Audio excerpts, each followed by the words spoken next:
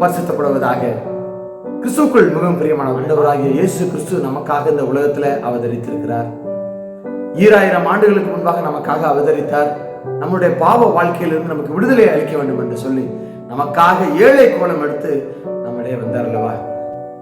என்னோடு சேர்ந்து ஒரு அழகான பாடலை எங்களோடு சேர்ந்து நீங்க பாடுறீங்களா? அந்த பாடலை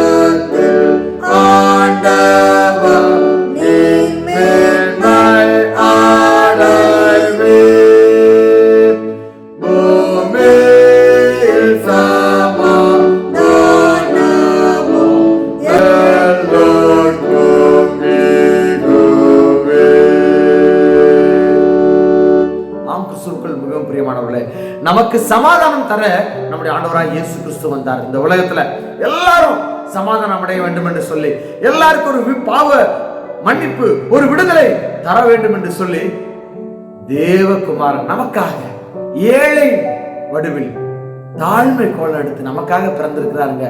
அந்த பிறப்பின் உன்னதத்தை நாம் ஒவ்வொரு நாளும் நினைவு கூற வேண்டும். எனக்காக என் நேசப்பா பிறந்தார், எனக்காக என் பாவத்தை போக்குவதற்காக என் நேசப்பா பிறந்தார் என்று சொல்லி அவரை பிடித்துக் கொண்டு வாழ்வோம்.